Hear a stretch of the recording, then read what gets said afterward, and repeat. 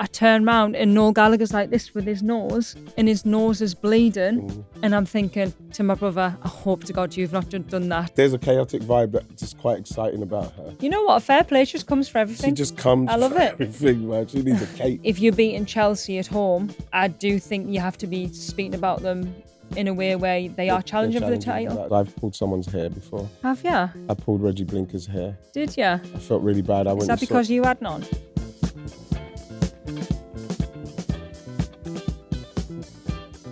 How you doing, everybody? Welcome to Crossways. I'm Ian Wright, and this is the wonderful Steph Houghton. Can I just say quickly, are you happy about Sunderland? Yeah, I am. I'm actually buzzing. Mm-hmm.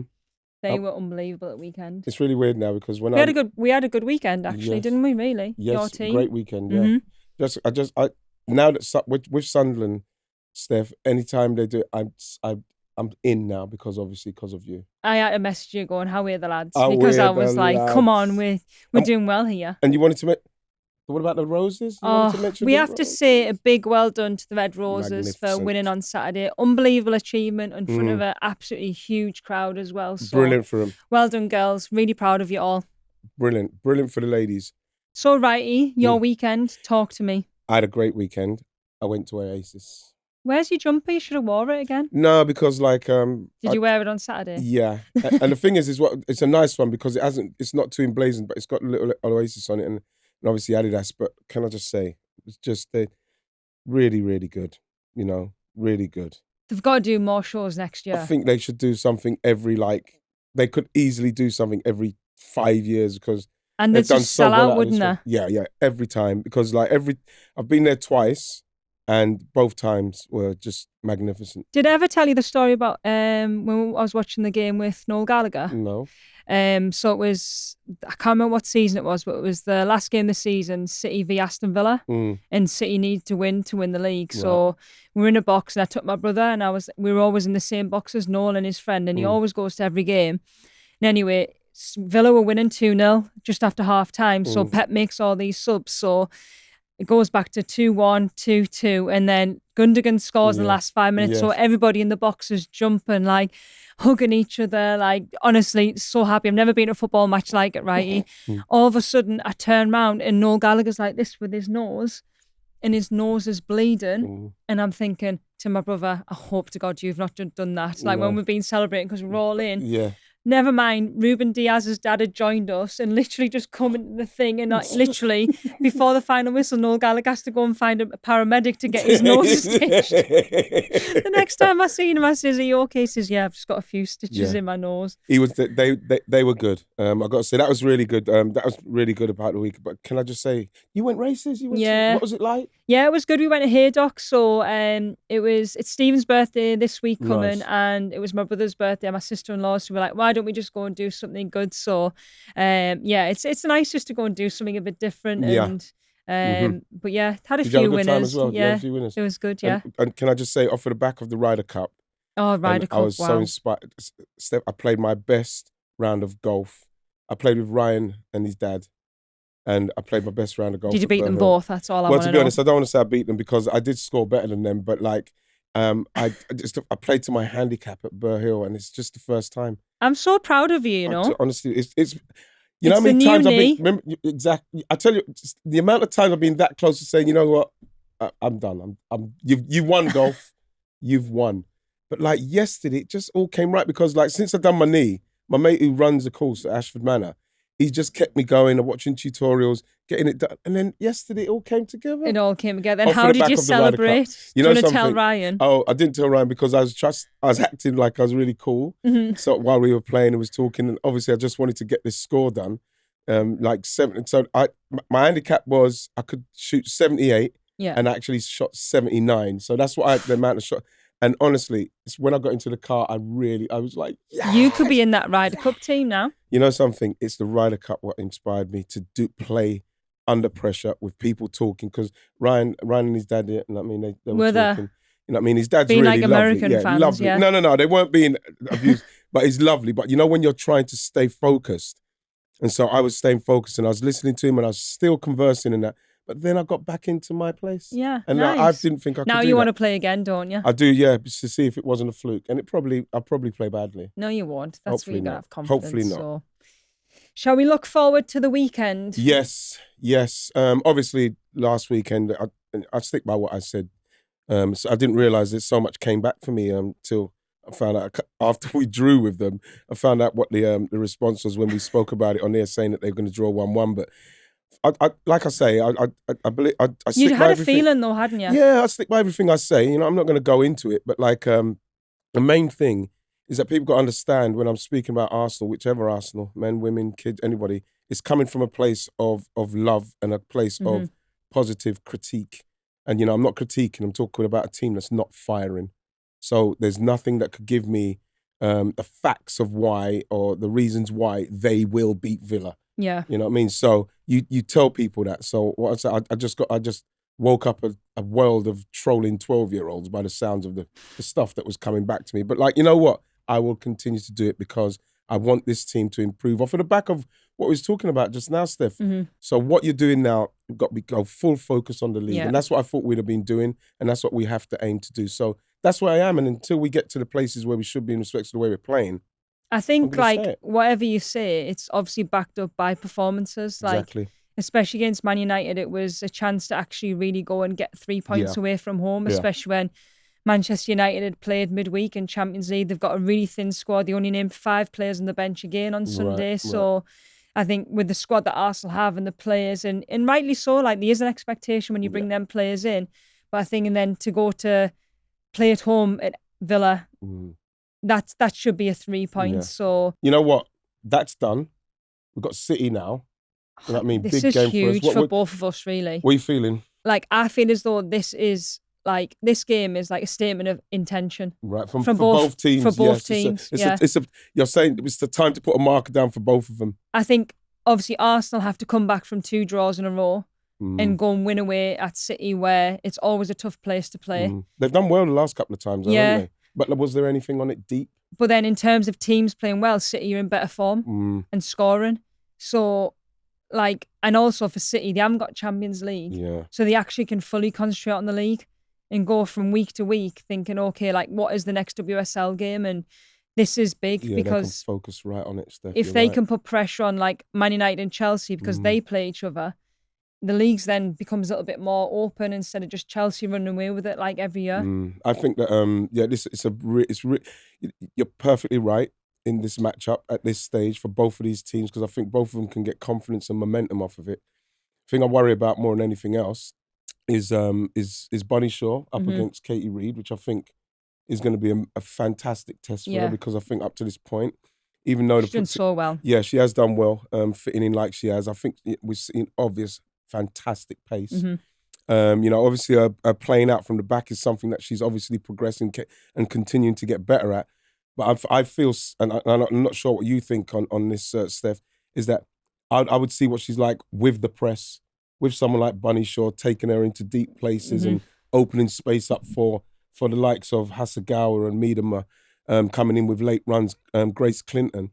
I want to see how she deals with, if she's pressed harder distribution, and how she deals with actually arguably one of the top 5 strikers in the world in Bunny Shaw. And even that pressure of say if you do give the ball away or you do maybe miss that tackle with Bunny or she gets the better of you, how do you respond from that? And as a young player, that can be hard, and you're going to go into an environment where it is a high pressure environment because it's such big stakes. I think it's a brilliant test for her at this stage because you know what?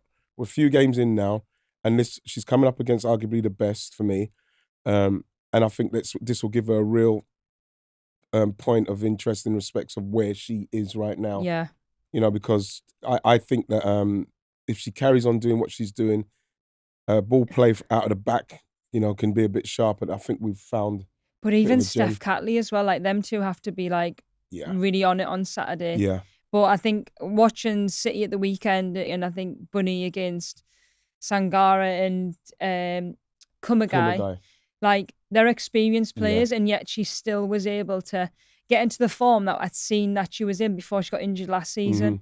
And now she's scoring, so that's all kind of coming together. And whenever Bunny plays against Arsenal, she absolutely loves it because she loves them tests against the best players. And ultimately they have players like Hasegawa, who is unbelievable. She's without doubt the best midfielder in the league. I'm going to just say it out there. I'm going because I don't see many players being able to defend like she does, but also get up and down and create stuff that she does. And she's playing a bit higher at the moment. I think that could be a problem for us as well. Yeah. It's going to be interesting to see what we do again in our midfield. It'd probably be... Team selection for you guys is massive. Yeah. Because does Stina start? Or does she start with Leslie, with Mariona behind her? Or she probably have Mariona in the midfield? You know, how are we going to get the ball into Leslie, if it's Leslie, and because if it's not Stina, and we are not stretching them, then I'm trying to think what our game plan is going to be in respects of who's playing up front. Mm-hmm. So, because Stina played last season against City, and she actually played really, really well. She scores against City. Yeah, and I think my only worry with City is defensively, because of the new manager, the new system. Mm-hmm. We haven't really got that going. I think we obviously we conceded against Brighton, and when it went to 2-1, it was a bit nervy at times. But I think that'll just come with more time and more games playing together in a different system. But I think that selection for Arsenal is crucial. But I do think that for City as well. I think they're playing obviously Blinkard, Brown, and they're playing Hasegawa in midfield, but also Grace Clinton, Miedema. Yeah. Do you play Virginia again? Alongside Bunny Shaw, I think they are very creative. Sounds very when you just mention them names there, it sounds like if they start like they should start, City, and really go at Arsenal early doors, because we are we're a little bit tender at the minute, and with them players going for it, and they've all got something to play. Like Viv will obviously want to do well. You know what I mean? Like you mentioned, Bunny Shaw will want to do well, but in the main, I think that Bunny stretching someone like Katie Reid, and because of her pace, and leaving space for Grace Clinton, for Miedema, you know, for Hasegawa, and it sounds to me like we've got to be on our toes. Yeah, I just think it's a big weekend for us in terms of City, Arsenal, but also like Man United, Chelsea Friday night. Yes, yeah. Again, you look at Chelsea. No one's ripping it up, are they? But like Chelsea are winning. I mean, Chelsea are winning. West Ham on Sunday. Defensively, West Ham are not good. No. And I think the fact that Chelsea are going 3-0 up in 15, 16 minutes, like, why is that? You know something? Like I say, when we played against West Ham, some of the mistakes were so basic with what's going on. I don't know what's going on with the defensive side of them defending as a unit. They're all over the place. Some's in, some out. They're too wide. They get so attracted to the ball, Ian, when you watch it. Honestly, they don't know where the runner's in. Like 2 of the goals come back from cutback crosses, and nobody tracks, or nobody knows where the players are. I hate seeing that when people are jogging back, and then if they sprinted, give it 5 yards, they would have been closer, might have been able to engage in a tackle and that. You watch West Ham's team, and they do that a lot. Like, get yourself in and get your rest when you're there, rather than resting there. You know, so you look again with Chelsea. You have to say Chelsea are the favourites because they're nowhere near the kind of form that you'd expect from I would say 7 times champion, whatever it is now. But they win, and Aggie Beever-Jones looks so good. 4-4. I mean, that free kick was a worldie. Well, again, it's just like she's just Who like... knew she took free kicks, I know, by the way? that's what I'm saying. She's unlocked another level of her skills. You know, her goal, the first goal of the season, what she scored with Ellie Carpenter crossing it beautifully, opened herself. I'm just left in the left foot. That one now, we're seeing her, you know, she's in the box with a tap-in header. And all the players that could probably take that free kick, but she was like, no, I'm having it. I'll take it because that's the confidence she's in. Exactly. You know, so she got a tap-in header, then she's got a free kick.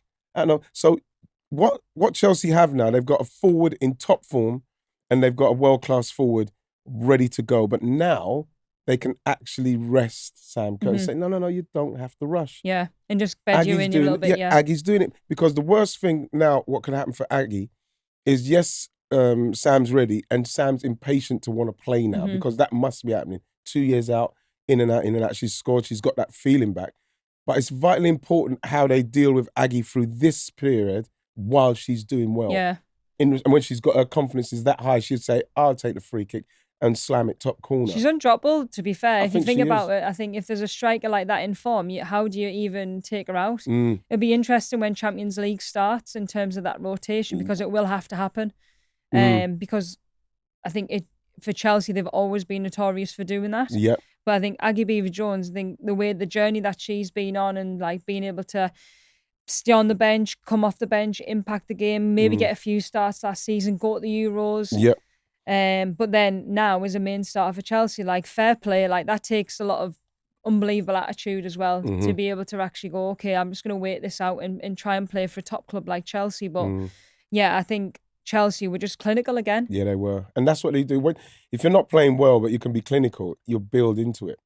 And then you get players like Aggie, whose form's getting so good. The confidence that she has, if they are playing bad, she'll take a half chance. Can we talk about the sending off? Yes. I think, you know, when you have the algorithms on your phone and then sometimes I've watched the sending off and then all of a sudden all these old videos from female footballers being sent off. What was they saying? And it was like the old classic one of them punching each other in the box or pulling people's hair. And I actually just think, what are you doing? Your team's like 3-0 down. I can't really go on too much because I've pulled someone's hair before. Have you? I pulled Reggie Blinker's hair. Did you? I felt really bad. Is that because you had none? Maybe at the time it was leaving me, but it wasn't a jealous thing, a locks thing. It was just a really mischievous, naughty thing. Did you get sent off? And you know what?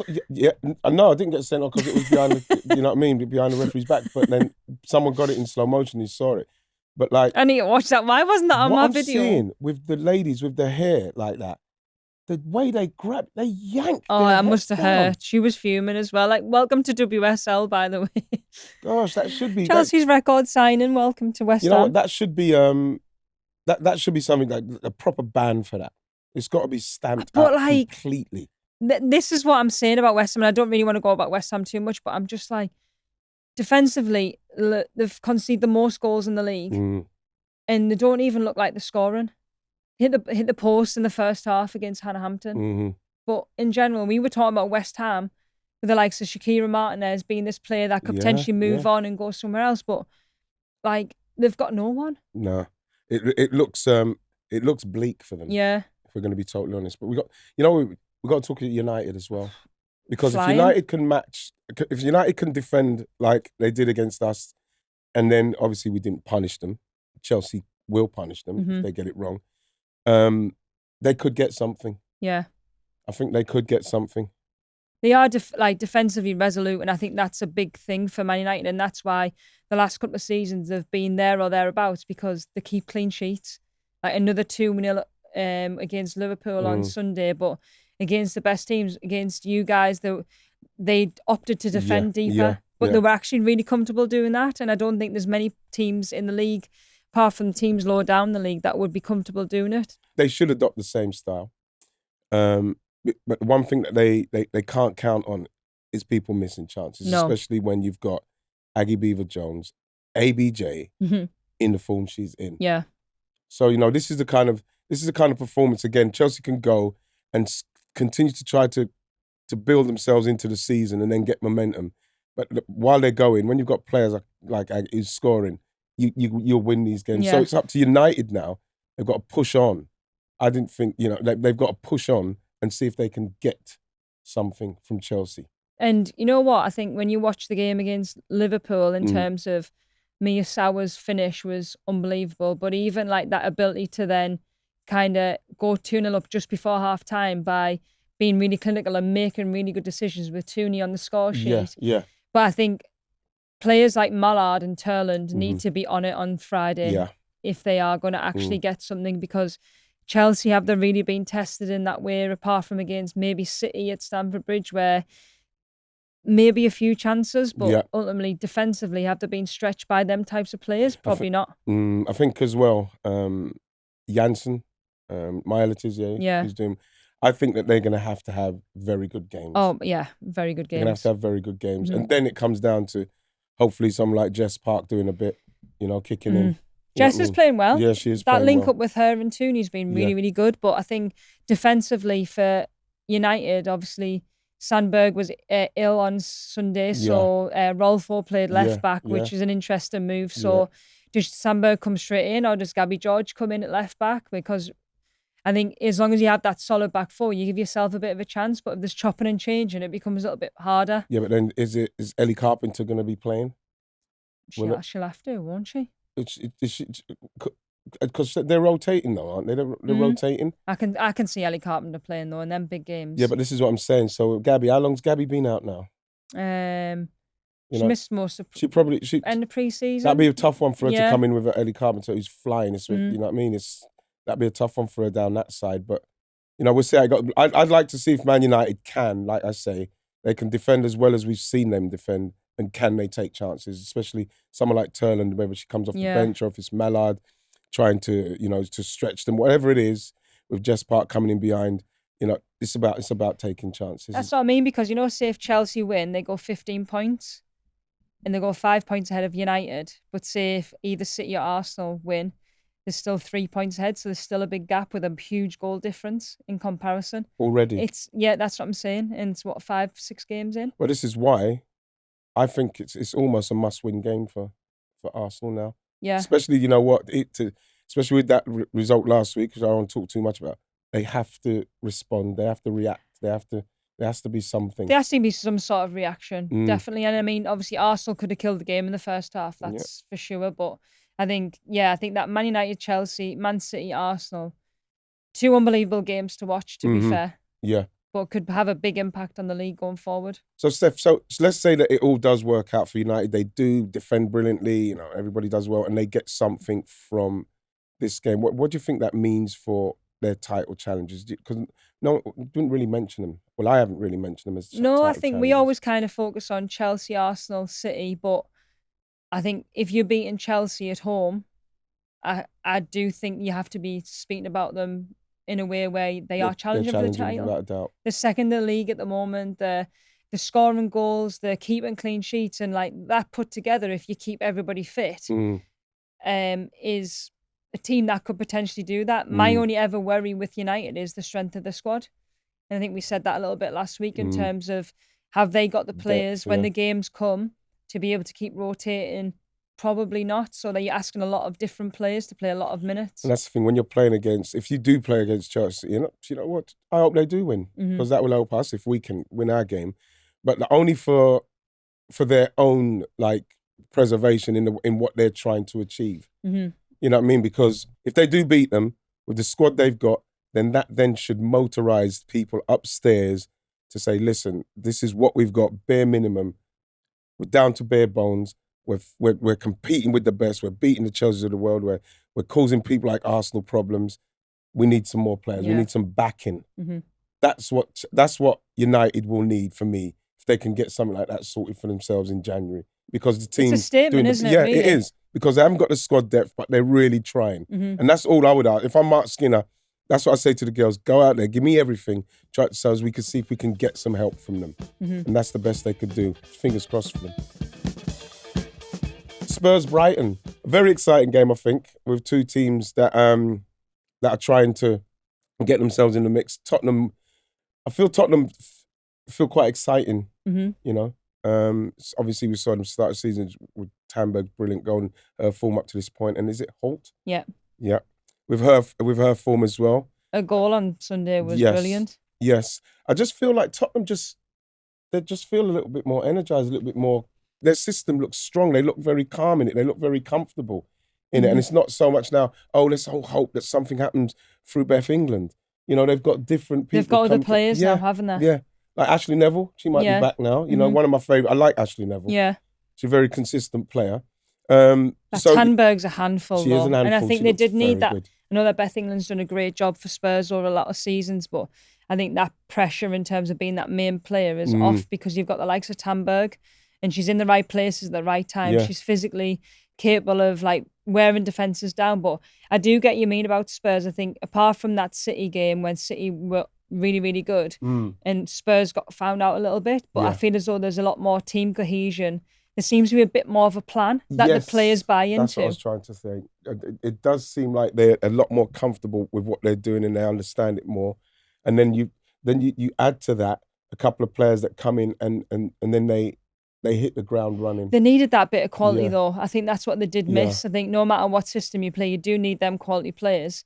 But I think to go away to Leicester, and it's obviously a tough game because they'll just fight for absolutely everything. Yeah. But this Spurs-Brighton game, it is interesting in the sense of, I feel as though like, there's a little gap of kind of appearing in the league where they're probably in the top half. Yeah.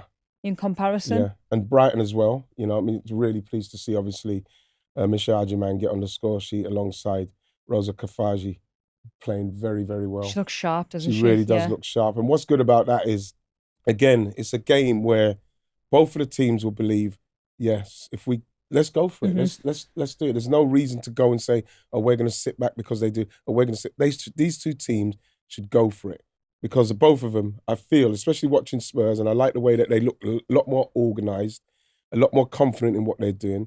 You know, Michelle, I was speaking to Michelle like the other day, was at a function, and she was saying, yeah, I'm doing everything, I'm making my moves. I said, it will come. Yeah. And look how it came. It was it's quite a scrappy goal, what she got.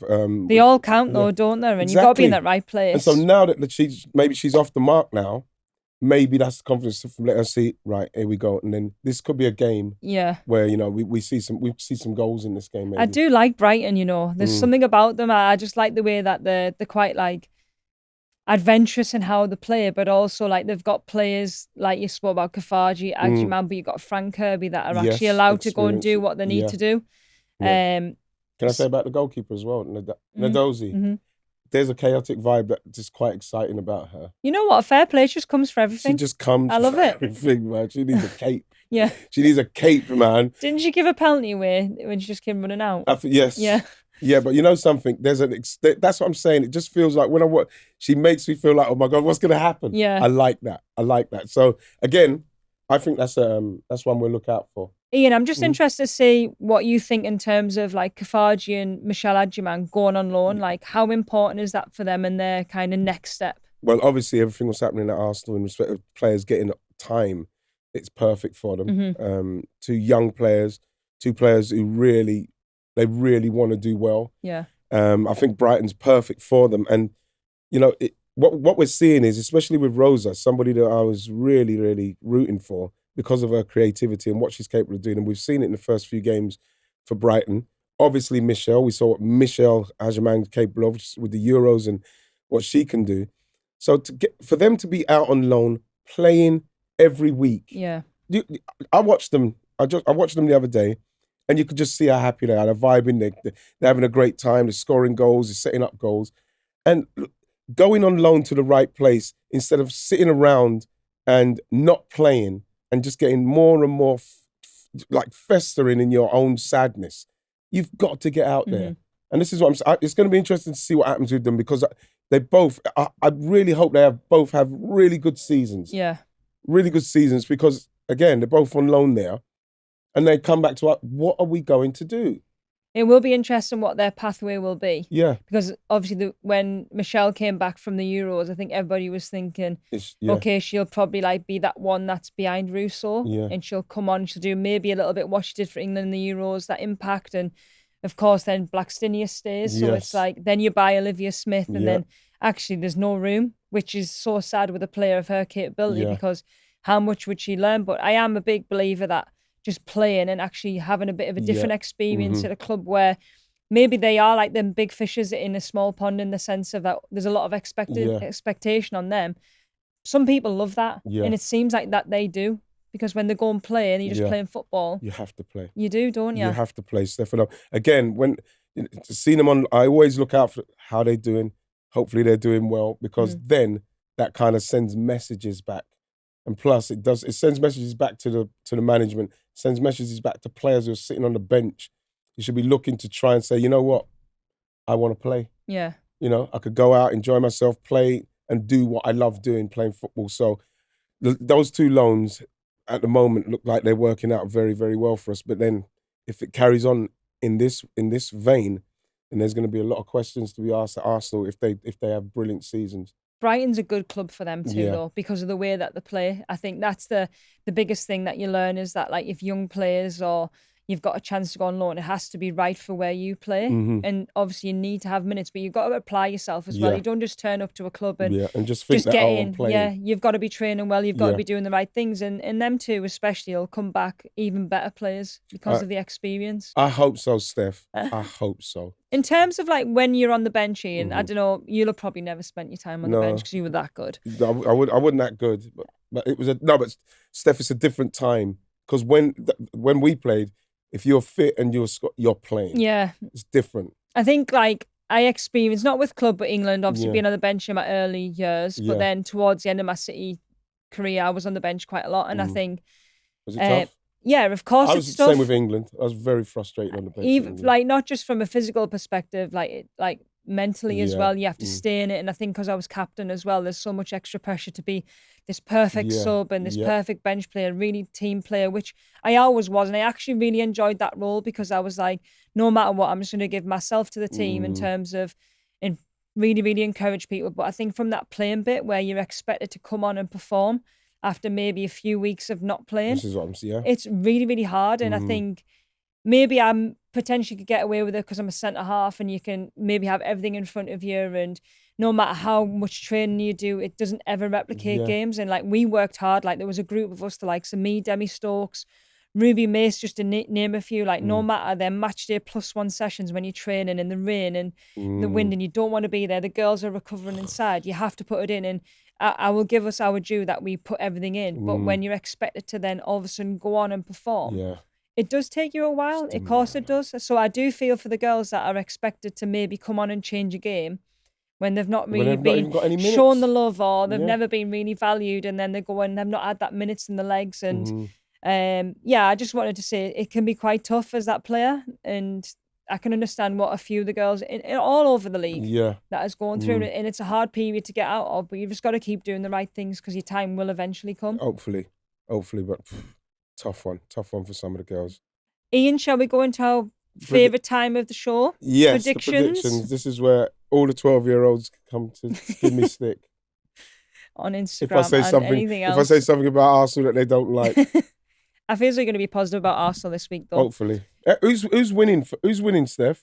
Top of the leaderboard so far is Leah. With 25 points. Wow, big week. And last week, Wrighty, you actually guessed every outcome correct. That's brilliant. You actually really thought about it. Oh my God. I'm surprised I didn't get a message, actually. I think, you know what? Is that why you asked Roscoe what the prediction was? But the thing is that because I can't, I'll be watching a game and I'll be saying, I'm sure, I can't remember what I said about this. I'm so, honestly, when we Alex are invested told me, in this now, aren't we? Honestly, I was so happy. You also got the Arsenal Villa score correct. Thank you. Yeah. So you now are 11th with 19 points. That's a big jump from last week. Wow. If Leah's got 25, I'm 19. I need to get a couple right this week then. Steph, you on what? 23 points. 23. And I actually got United and Chelsea score correct. I mean, when Chelsea were 3-0 up, I was like, oh my God, my score prediction's just going to go out of the window. But well done, West Ham. I know I've slayed you, but well done for keeping my score, the score down.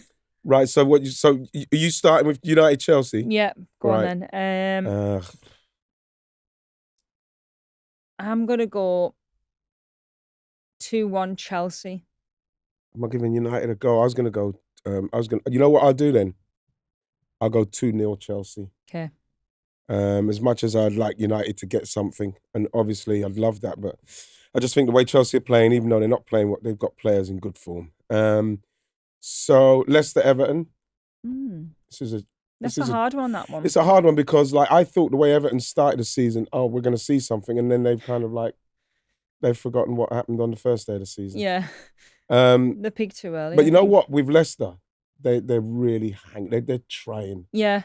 They are working hard. They're working even really hard. The last 5-10 minutes of the game against Spurs, they should have really scored. They should have scored. And that's if Leicester. You know what? I want to give Leicester something because I'm not seeing enough from Everton. I'm going to go 1-0 Leicester. Ooh. I'm not giving a lot of goals. I'm going to go 2-2. Wow. I want to change my mind. Yeah, I'm going to go 2-2. London City Lionesses, Liverpool. They really need to start getting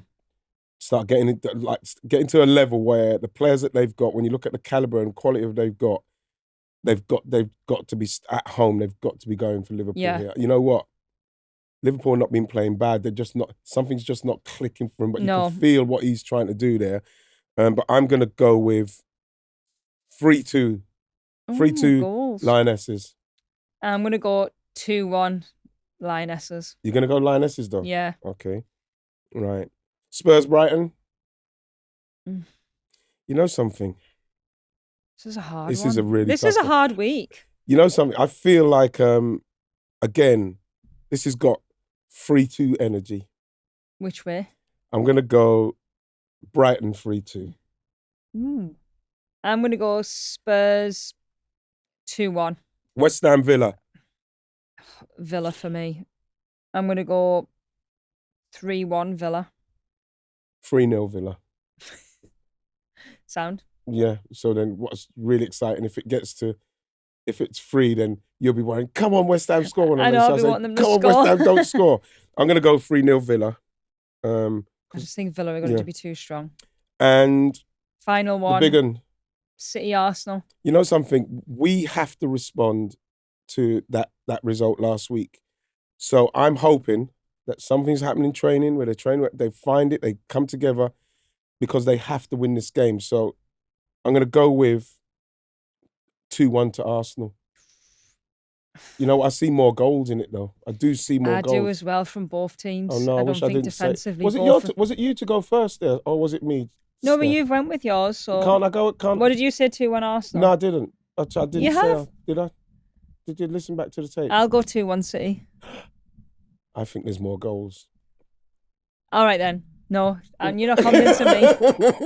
This is what you do. You doubt yourself. No, 2-1 City. Is that what you're doing? Yeah. I've already said a 3-2. I'm going to go 3-1 Arsenal. Oh, 3-1. Okay. See? That's kind of like more jeopardy in it, isn't it? You know what? Come on, Arsenal, man. You know what I mean? And I just want a good game of football, to be fair. I do. And plus, you know what I mean? It's not like I'm doing it, because I want people, please love me for loving Arsenal and saying Arsenal are going to win. Arsenal need to win. They need to find a way to win. If we're going to look at the matches and look at the facts and how they're playing, you know, people say, well, what makes you think that Arsenal can beat them 3-1? Because something has to change. They've got the capability, they've got the pace, they've got the midfielders, they've got the capability of of beating City, but can they do it? They should be able to do it, and that's why I'm backing them this week. Couldn't back them the last time. I couldn't, because not what I've seen. This time, I'm backing them because we need to see a response. And if we don't see a response, then conversations are going to have to be had. I'm backing my bunny Shaw to score 2. I'm going to go Stina scoring 2. See? Okay. I'll take your bunny and I'll raise you to Stina. I'll raise you, Stina. Okay, let's see what happens. We'll see what happens. Okay. What are you doing for the rest of the week? You cool? Yeah, all good. I'm going to the game tonight. Oh, yeah. I'm looking forward to the game tonight. So I'm going to go to that tonight, and then I'm going to see if I could sneak another game of golf in to see that it wasn't luck. Let me know how you do. I will do. You let me know how you do as well. I miss you already. I know. I'll see you next week. See you later. See you later, man.